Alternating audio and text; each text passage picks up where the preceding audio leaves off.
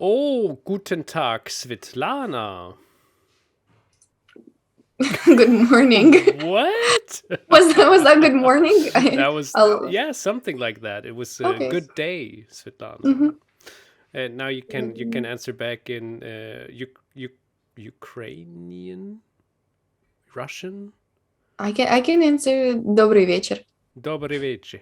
But for you, it's a good evening. For you, it's already nearing evening, so True, it's getting say good evening for slowly you. but surely it's getting dark. Still a little bit light outside. How's the weather in Canada?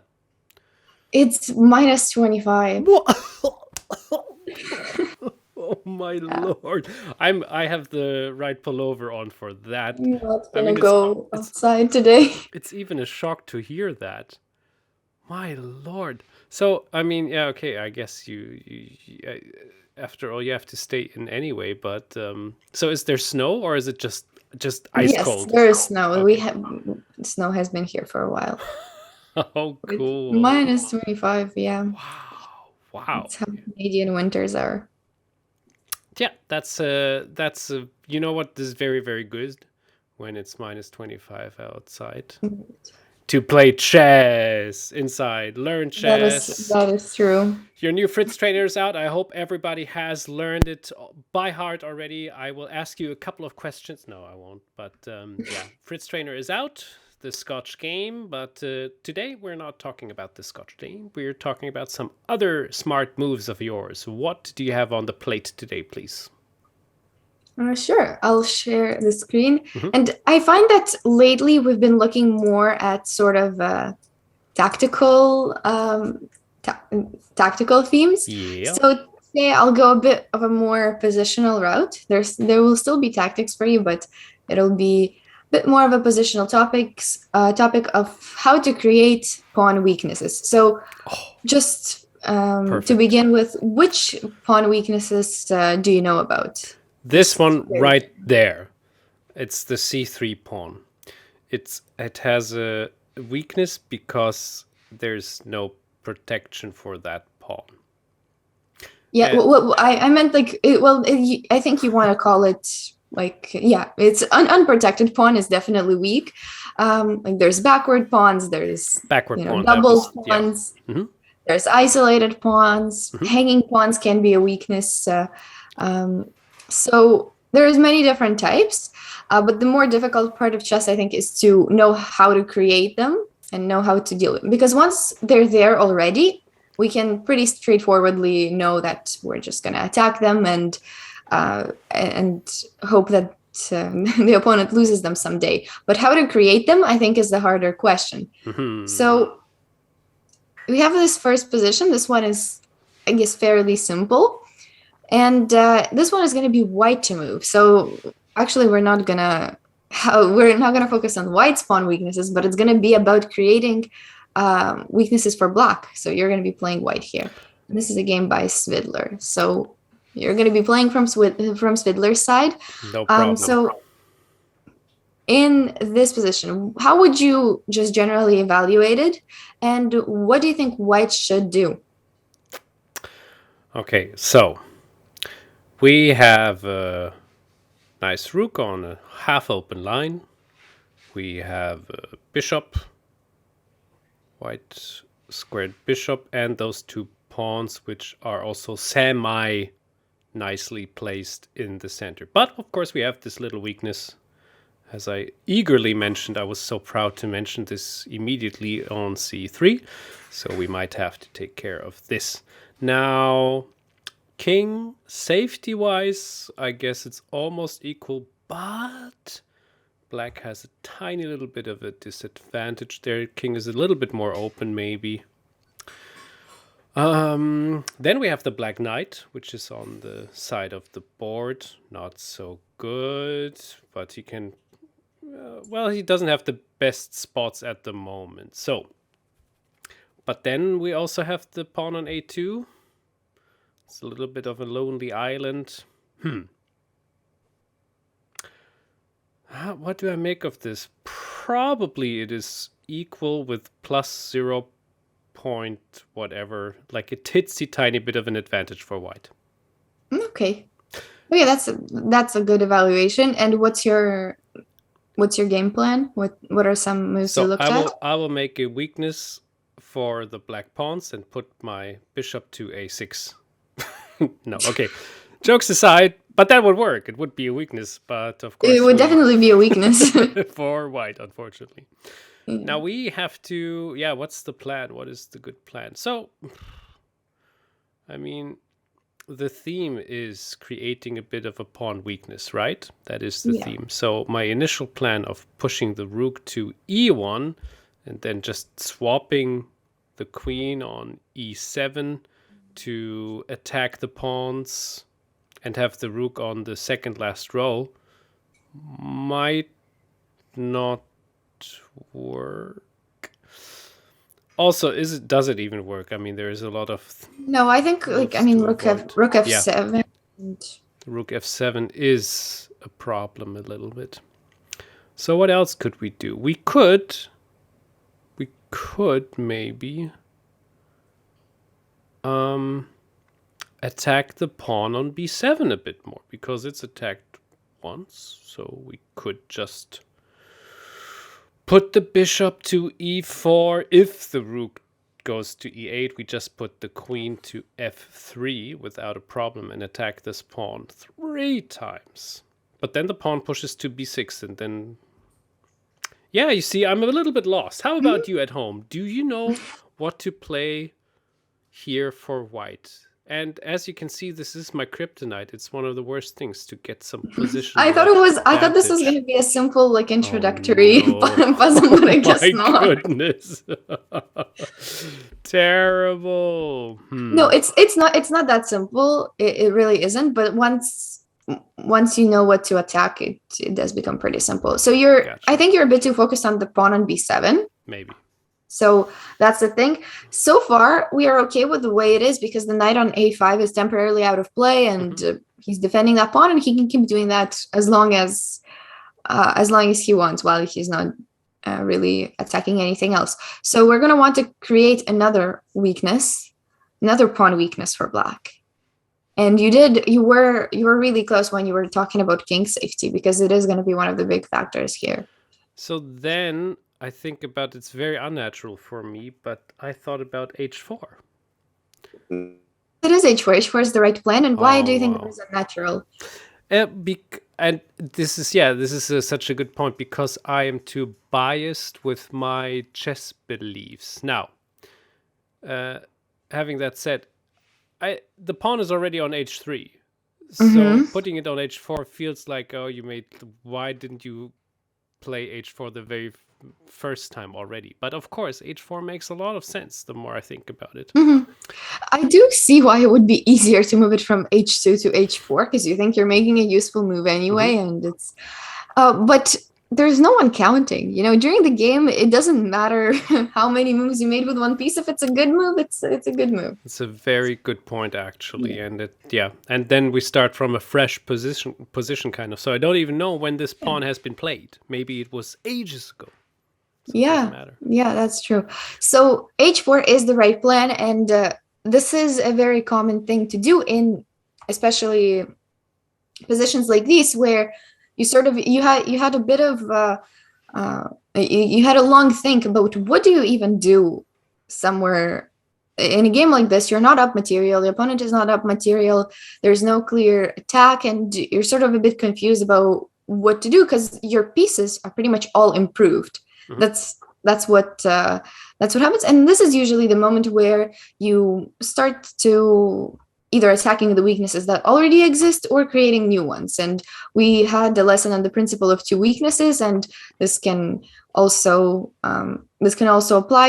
It's as many weaknesses as you can create. It's good as long as you don't over push and compromise your own position. So in the game, h5 didn't happen, but it is worth considering still, because that prevents your plan of h4. Yeah, and the of h5 is yourself. also difficult, I guess. Yes, and the follow-up here is also worth mentioning. What would you play here on h5? Well, I thought of queen e4, like a bit directly with the hammer. It's decent. Queen a4 is decent too. Or queen now we have c2, a target. But I think the queen is nice there on the open There's something file. even better. Well, not better, more interesting, I would say.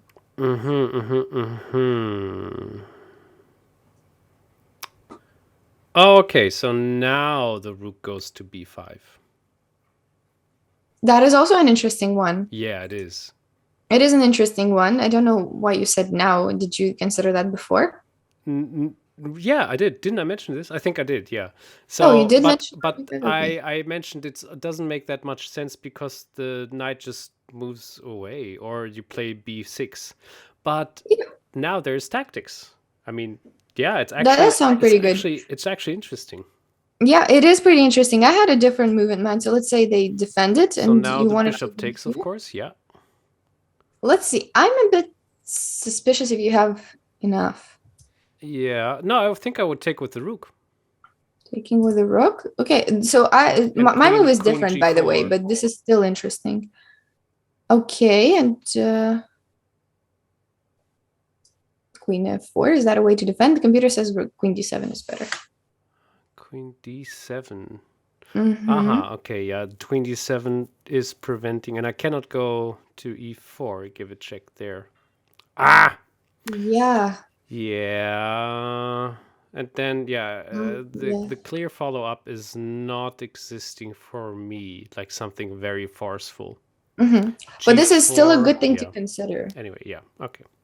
It's still no, it's I still good tried. that you mentioned it and you tried. My move was g4, and Oh. I mean, yeah, looking dangerous, but no risk, no It looks reward. so amateur. It looks like a move I would play. Well, it's sometimes the simplest is best, and in this case, your king is not in too much danger. There's no rook. Like the rook cannot really invade on True. any open file, so I would assume this is generally fine, and it's pretty much a better position for white, Yeah. and you're just having more pressure here. You're having h5 ideas, and of course your rook ideas, your rook lift ideas are also good. But this is not the main um, question in the position. In the game, rook f7 can followed up. The rook wants to go to e7 and take control of the open file. And well, the logical follow-up to your previous move would be h5. h5, of course. So this is it's like I mentioned, it's a very common idea to do this in this part of the game. I guess we're out of the middle game towards the end game, but not quite in a very technical end game yet. Mm-hmm.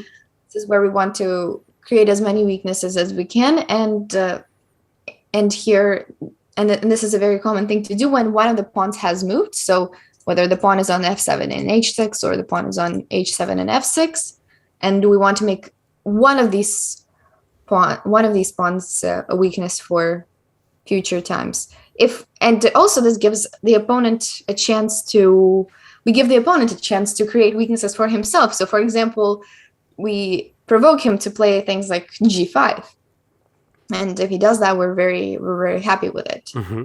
Now the whole diagonal is opened up. We can have some tactics going on, and yeah. So part of creating weaknesses is also knowing the right or giving the opportunity for the opponent to go wrong and to provoke him to make those weaknesses.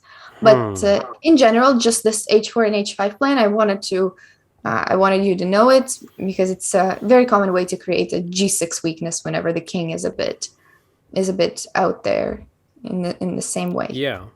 And we arrive sort of to the critical moment where this is decided, where we kind of decide, is white's advantage really worth it? What is the move you would play? I'm pretty sure you'll find it quickly.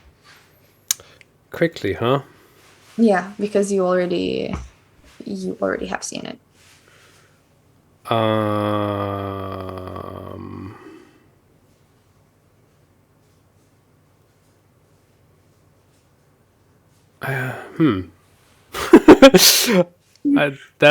That's the opposite of quickly. But so what happens if I take, it takes back, and then don't know. Then rook b5 finally. It is rook b5. We can Yeah. the move order doesn't make a difference. Okay. So we start with rook b5, and the thing is, rook e1 is not really dangerous because there is no follow up after king h2. True. Didn't even see that, to be honest. Okay. And well, this is probably the moment that you were wondering about, and you were unsure about what white was doing here, and that might be because the next move is pretty important to claim the advantage. Okay, let me try to find it. Yeah, May this I? next move. So,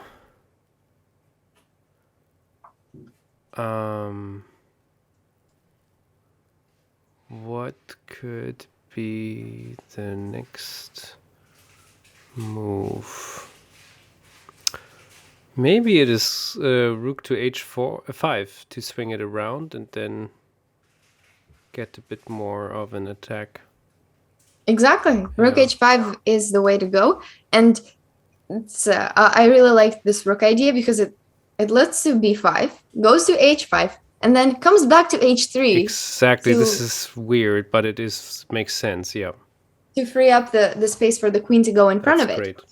And the idea is that rook h8 is not possible because of this newly created g6 weakness that Wow. I wish and, I had a bit more understanding about positional things. Like let's finish with a mini calculation. Now it's more of a tactic, I guess. So we're gonna go. If you don't like positional, we can go towards. I'll give you a little calculation to do after f5. What is the decisive blow for white? Huh. Very tempting. Bishop takes a f5. I think. Queen f5. Queen c7 check. Rook. I mean queen f7. Well, rook h7 check. Exactly. And if king, let's say king g8. Should be rook h7. Yeah, looks good. Yeah. Could be. There's better. Okay, I won't make you calculate it that far. Bishop f5 is the right move. Boom. Many other things also win, but this is the next one. And well, in the game he didn't capture because it was bad. He went knight c6 and lost anyway. But queen f5, queen c7, and now the idea is that if the king goes anywhere else, we have rook f3. That'll be a queen win. Yeah. Yep. So that is how we win the queen, and in this case, it's rook h7. I think I said king g8. Yeah. Also many ways. Yeah, king g8. So yeah, I guess I looked at this one. And win the queen. You can also do this and maybe win more. Oh. That's so really nice. many things to do. So, but anyway, the point that I wanted to get to in this exercise was the whole h4 and h5 plan to make g6 a weakness. And once we created a second one, this knight being out of play on a5 became a bigger deal. And Svidler slowly exploited these tiny little factors to the maximum and made it a decisive attack in the end. It ended a few moves later with a victory. So that was one of my introductory puzzles, which were supposed to not be too difficult. But now we'll get more into a deeper positional topic, I guess. So this structure, does it look familiar to you? Sure. Do you know where it comes from? Which openings it comes from? Must be Caro-Kann, right? No, it isn't. The Caro-Kann would have to start with e4. So. Oh yeah. The pawn wouldn't be on e3. So Catalan? Catalan would imply that you played g3, which you didn't play. Oh, then I don't know that. What is it? Well, you were I guess Catalan was the closest. This is just the Queen's Gambit. It's one of the exchange variations in the Queen's Gambit where white takes here and black takes here. Oh, okay. With the pawn. Oh, okay. Yeah. So it's called the Carlsbad because of c6, I think. Yeah.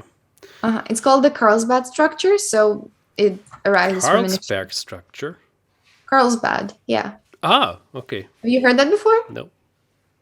Well, that might be because you don't play these type of Probably openings. that. Although it's Yeah. German, I never heard about it. I mean, I guess it's Mhm. German. Maybe it's not. Yeah. So that's probably good news. That means It will you be will even learn more something difficult. new. Wonderful. Are you so if you're not familiar with this pawn structure, do you which plans do you think both sides would pursue here? Let's just go with white actually. We don't need to worry about black. Okay. What plans would we pursue?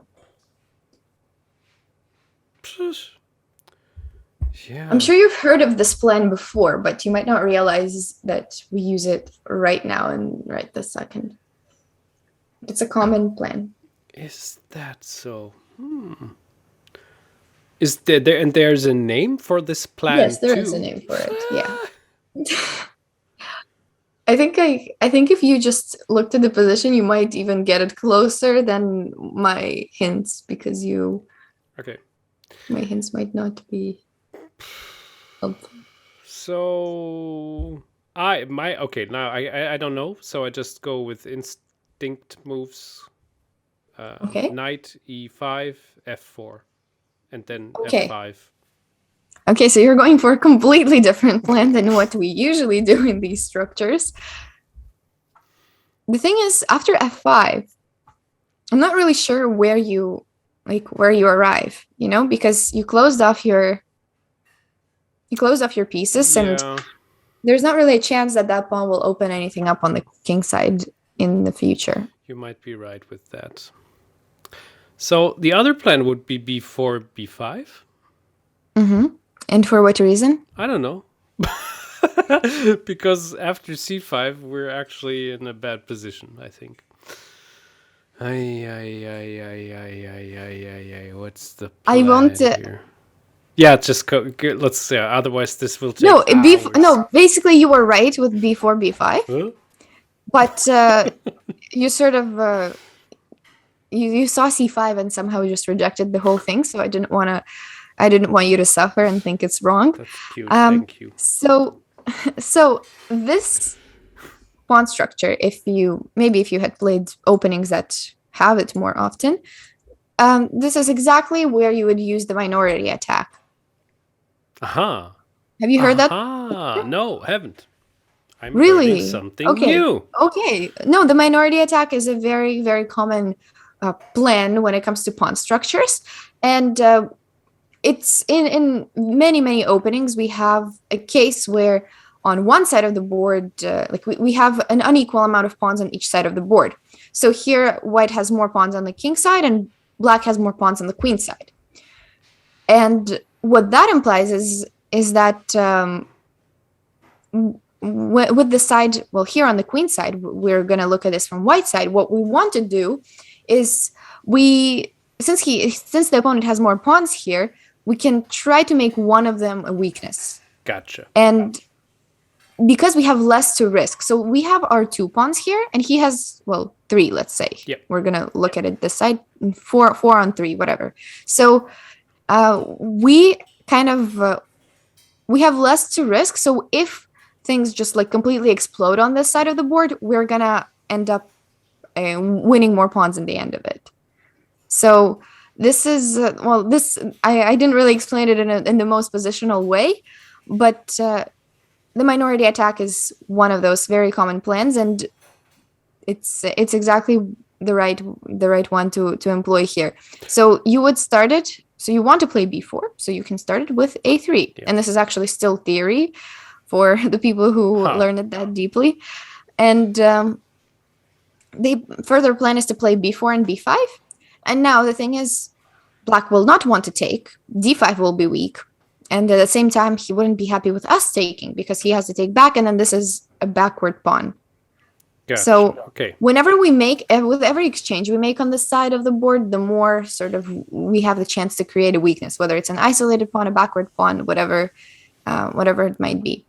And this can happen with colors reversed. Anyways, it's usually on the queen side. That's how it works, the minority attack on the queen side. And we just, the entire idea is to create a pawn weakness and push to win it the entire game. It's so funny that I have never heard of this. I mean, Really? yeah, it is. That's like maybe I heard about it in a German expression, and I mean Mm-hmm. it's very Mm-hmm. self-explanatory too. Minority attack means you have Mm-hmm. the minority and you're attacking with it to make some holes, make some Mm-hmm. weaknesses on the other side, and it also, yeah, it just feels very like a clear strategy.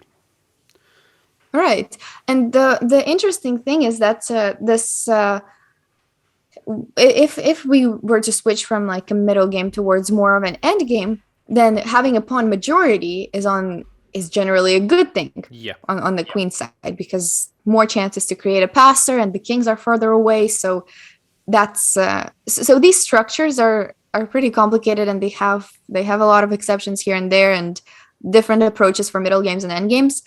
But the minority attack, definitely something to know. So glad uh, I'm glad I brought it up if you haven't heard of it before. indeed. So Have you heard about it at home? Of course. I'm sorry. I'm a noob. Don't worry. Let's keep on. Okay.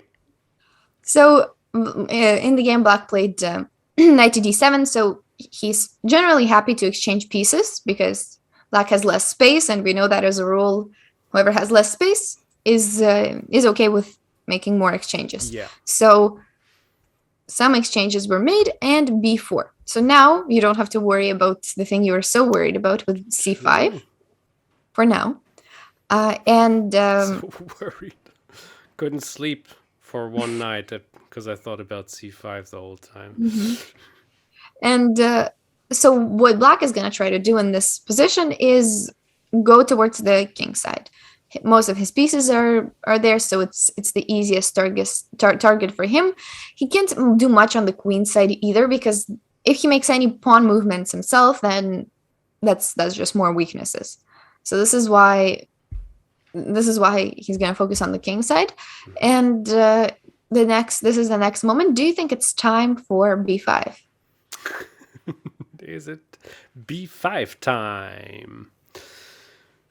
So wait a second. Why did this knight move to g6? Is there any weird plan which we might have to dodge first? Well, he might want to go knight h4 Yeah. sometime later, but But it doesn't matter that much, I think.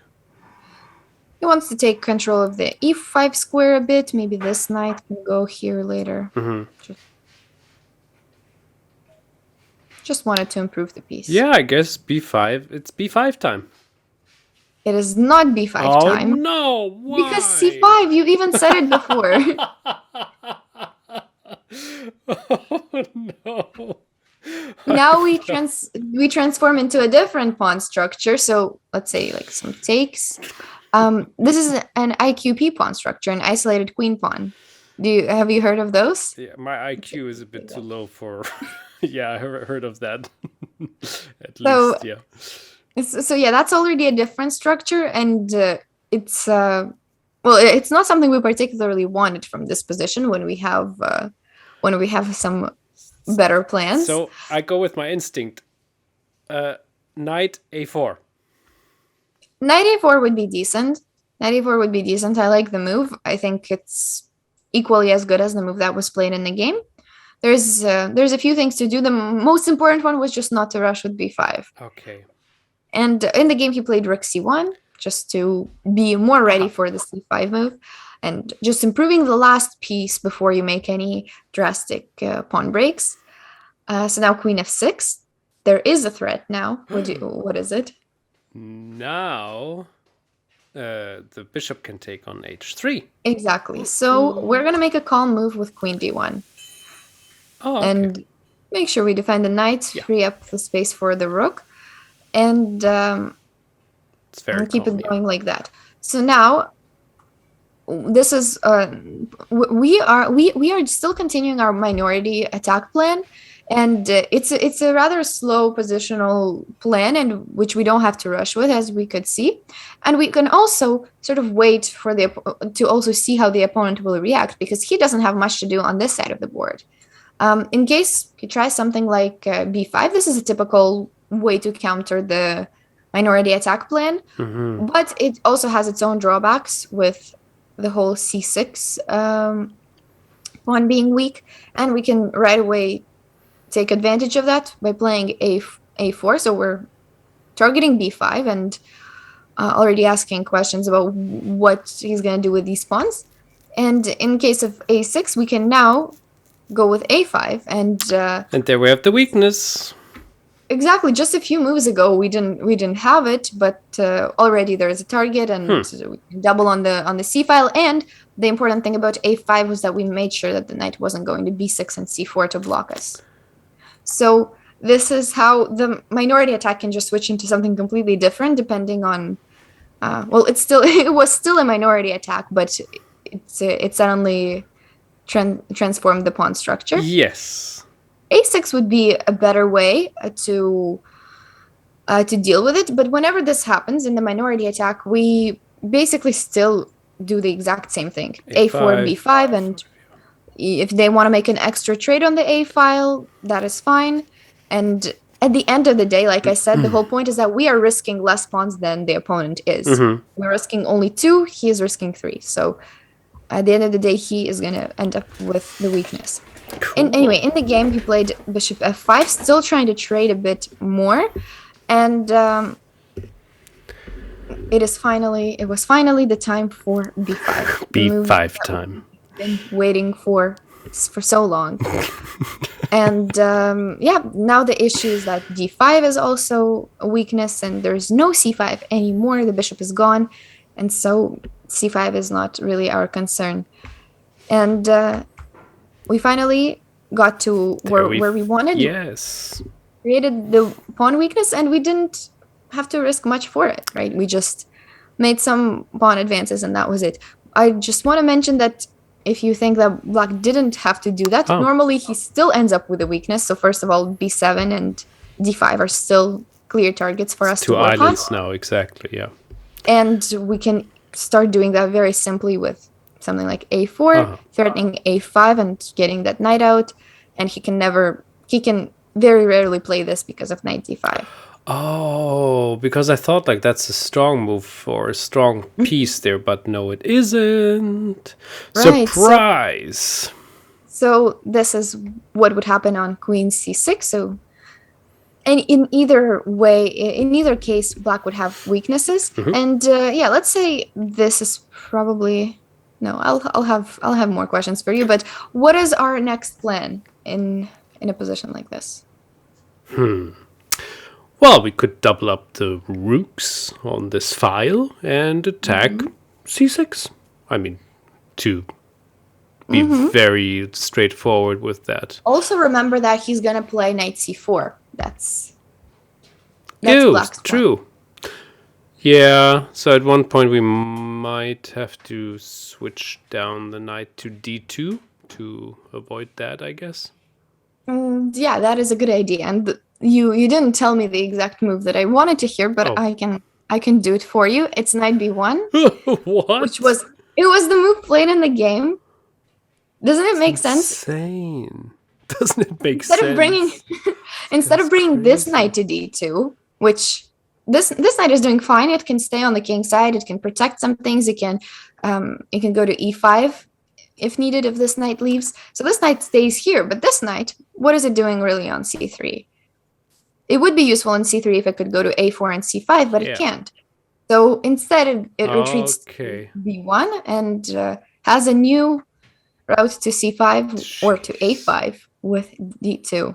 But you said knight to d2 was a good idea, so you can sort of you were exactly on the right track. Yeah, thank you. Well, the next move is also difficult, but rook a2, not that difficult, but it's a bit of a deep idea that you're preventing c5 indirectly. It was a plan. That's dangerous. You cannot play it right away, right? Because there is the other rook. But now that there's a rook on c8, you can play it. So yeah. Yeah. So once again, all of these knight c4s are met with knight d2, so we're okay with that. Okay. And so instead, black goes for his initial plans on the king side. So knight h4. What do we do about this knight? Maybe we can just go to knight d2 with the b knight. We could do that, but Yeah. then he can do his knight c4 idea. Shenanigans. I don't think right away, but he can take and then go knight c4. Mm, Yeah, maybe. yeah. Knight d2 is still fine. Yeah, or I mean, I don't see the real threat by just taking the knight yet. Exactly. We can just take the knight. Yeah. The idea was that you don't go knight e5. Aha, okay. That would be that would be bad because of c5, and you let black solve all of his problems. So you always just want to make sure that this weakness is there no matter what. And this is how these types of positions are won, is just by slowly improving your pieces. And but the main part that I wanted to show was how to create the weakness in the first place, because the part after that is already more one-sided and you know more of what to do. But creating this in the first place, you really had to know to do this minority attack plan and to know exactly which side of the board you're even targeting. Mm-hmm. So I can still show a bit of the rest of the game. There was a tiny tactic in the end. So the moves themselves are fairly simple. They're just improving every piece little by little. And black ended up making a mistake, played knight d7. Oh, and that's a this, mistake already. Okay. yeah, it led to some material losses. Can you see how?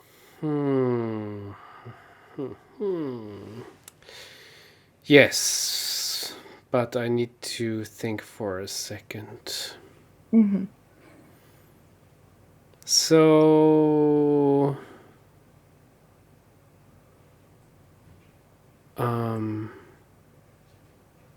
oh wow, it's crazy. What about knight e5? Knight e5 is good. What happens after knight c5? Then we give a check on b8. Exactly. Check on b8, and Whatever happens, yeah, we get some material back.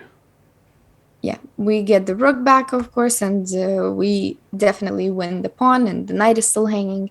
And etc. The game continued for a bit, but it was pretty much over. So, Wow. so yeah, I wanted you to know this minority attack plan, and I'm pretty sure now, if you ever see a position like this, you can do it as both colors. You can definitely use this minority attack plan to your advantage, and it's a very simple plan, but a very effective one, where you might end up creating a weakness for your opponent. It's so good, and after all, once you have done that with the positional advantage, it leads to tactics, as we have seen in both positions too. Yeah, Do you have one more? I do have one more. I can. We have a Try little to bit of make- more time. Yeah. Okay. Yeah, just a couple of minutes. What you said about tactics, it's true. I mean, I don't remember who said it, but someone said that chess is 99% tactics. One of the world champions probably did. Oh. Wow. Who, but I can look it up later while you think about this position. So this, I tried to sort of give a bit of different openings and different pawn structures, because variety, and you're not always going to play the same positions. It's none of the openings you play, because you don't play normal people openings. So that's unfortunate for you. That's But this fine. came from the French defense, and it was a sideline for white, but an interesting one nonetheless. So what are the targets in white's pawn structure, and how do you think we can increase pressure on them for black? The targets against white's pawn structure. How can we increase? So, I guess it's d4. That's a target, which is protected D4 is a common target. 3 times already, but yeah. Then we also... Well, there... Actually, I looked up who said chess is 99% tactics. I don't know where I heard that quote from, but some guy named Richard Takeman. So he was actually German who said that, and he was apparently a strong German player. I thought it was... Richard Takeman? yeah. How is it spelled? Teichmann.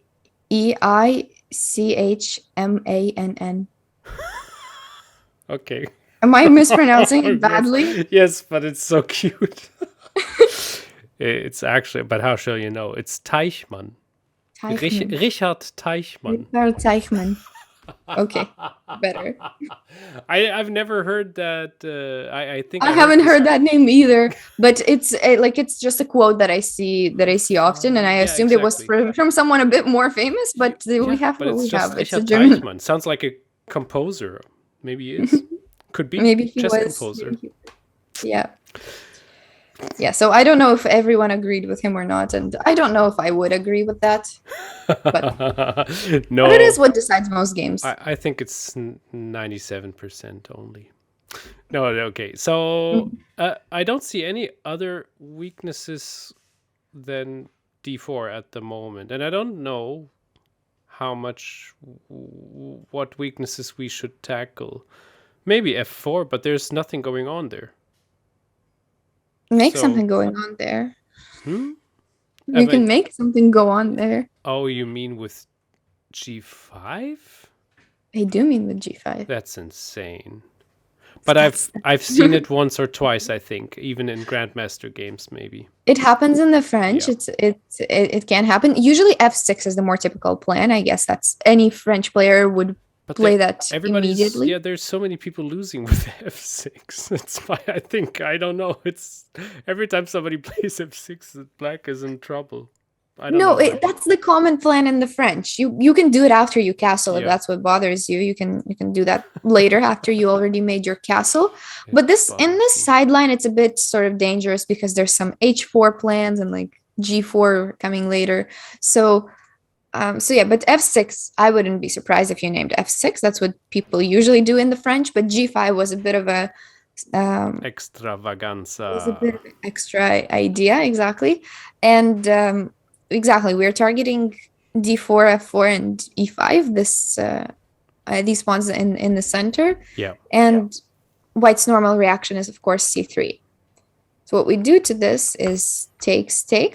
That's we usually do this in the French when we have something specific. So if we don't have something specific after, we would rather keep this pressure on. We would rather not open the C file and, give extra space for the white knight and things like that. So if you're playing the French as black, you would usually not take too early, unless you have a reason for it.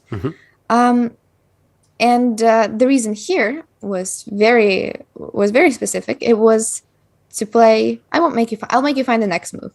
It was to play bishop b5, bishop b4. So now the idea of g5 becomes clear. Oh. So he cannot cover with any other piece. He covers with the knight. We take here and win on d4.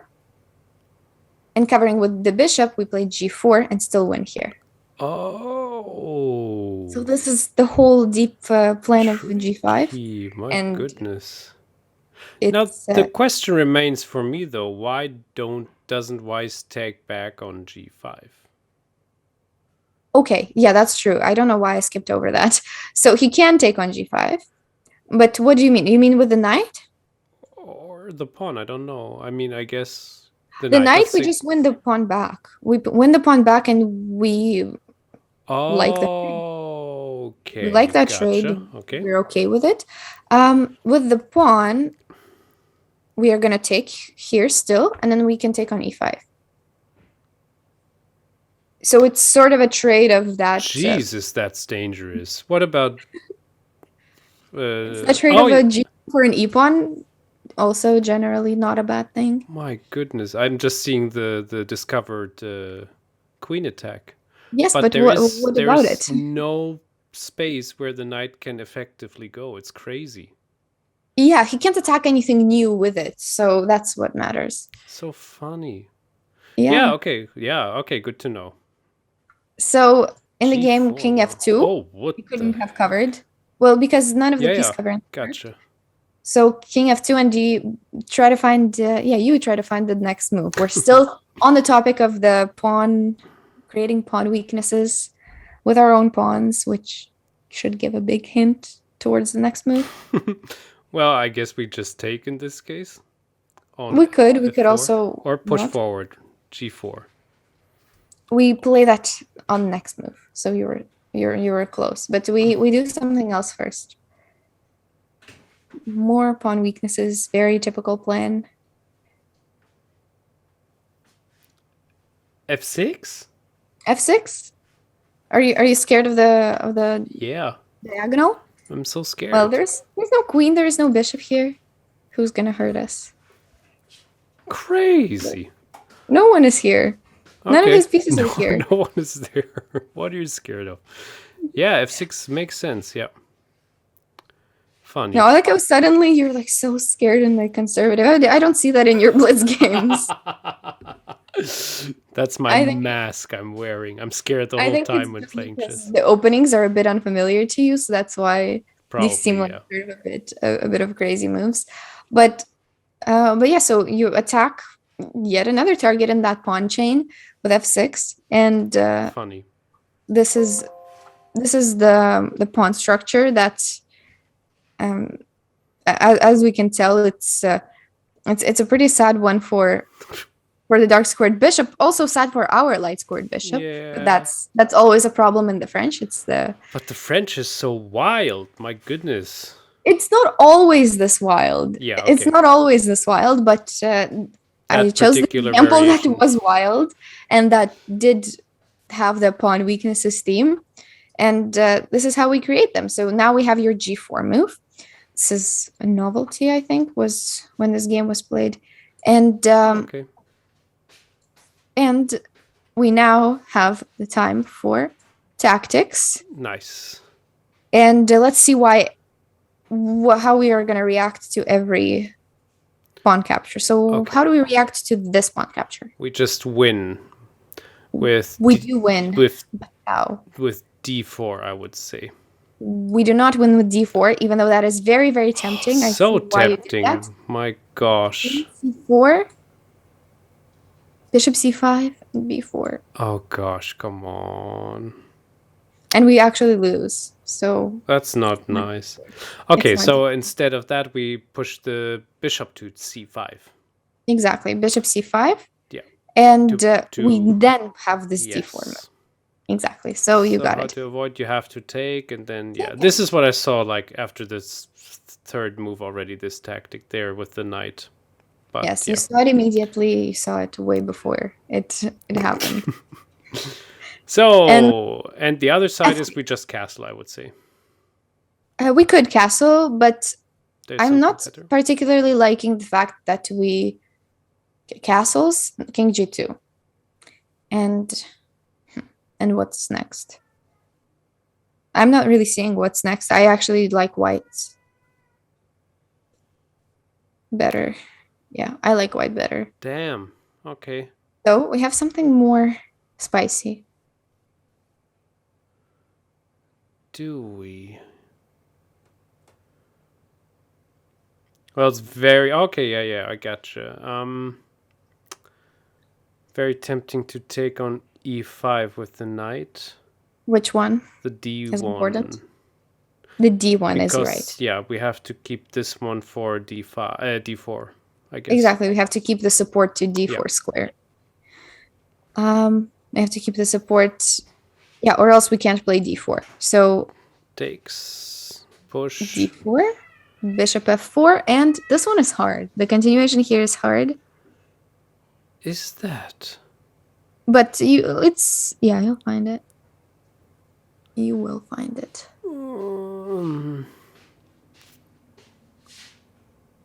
There's two options. Oh, that's nice. I think we take on e5, right? With the knight. You don't. That was not that was not my idea. Oh, because of course you can just block it on d4. So stupid. I mean, yeah. Or you can. You don't the knight, even. I guess. Yeah. The knight can just go to d4. Oh, the knight block. I thought you meant bishop blocks. Yeah, the knight No, blocks. the knight blocks, and then there's done. Okay. Sad. What about bishop to c5 again? But you're not creating a new threat, or are you? You're right. Okay. You are sort of creating a new threat. But bishop c5 is definitely not it. I can just play king g2 maybe The and stupid avoid move, it. king to g2. Yeah. Why? Okay. That could give you like the king wants to go here anyway. So Yeah. we kind of prepare for it slowly. It's nothing crazy at this point. We Bishop just d7?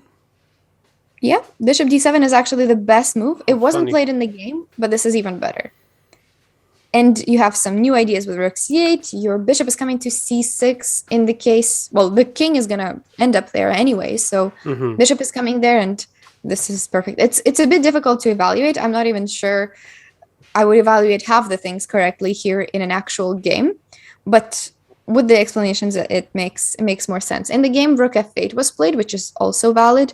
And then he followed it up by bishop d7. Okay, yeah. Bishop f8 or castling was another idea I had once again too. Yeah, it's a good one.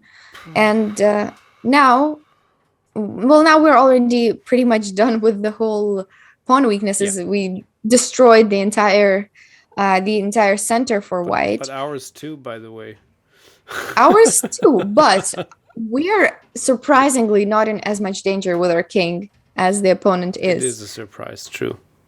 So some structural modifications happened with h takes. Oh yeah, so he can also move the knight, but in that case, we're gonna do some more tactics and checkmate. threaten the mate on f2 here. That's very good. And of course the bishop to c6. And the bishop has opened up nicely with c6. And oh yeah, we don't worry about it, and we take the material. So this is why it wasn't even possible for white to save the piece. By the way, keep in mind, like this whole time we were even down a piece on e5, but that's we're still in the calculation of knight to e5. But anyways, so this is how it concluded. The game followed up. The material white has only an extra pawn, but it's a double pawn, and it's not the strongest pawn ever. And the game continued for a while after, and it was a very interesting game, but we already got to the point of the pawn structure. So today was more about pawn structures and the pawn weaknesses, and the rest of this game was more about piece activity and some other things. Yeah, but talking about that's just another. That's another thing, of course, yeah. But talking about weaknesses, yeah, that's one of my weaknesses, it seems. And I think I learned a lot here today. It's quite useful. It's quite useful. I didn't do it as part of like my training before, but I realized it's quite useful to even just study the pawn structures of the openings that you play. Like if you have a specific opening repertoire, you just try to find material in books or whatever on the exact pawn structures that you play, and you'll find it so much easier to play after you just know all the typical plans, and they'll come to you so much more easily during the games. Super true. Wow. Okay. Well, and while I was talking, it got so dark for you. It already. Yeah, true, right? Yeah, that's how fast it goes. Like I have to put on some more lights now. But yeah, that was that today. You showed us a lot of smart moves. Thank you so much, Svitlana. And Scotch Fritz Trainer, material imbalances all below, and all the links of all the former episodes, which you can watch for hours and hours and hours. I guess we have material for over 20 to 30 hours. So improved chess. It's a fun sport. Everybody, have a lovely day. See you next time. Bye-bye.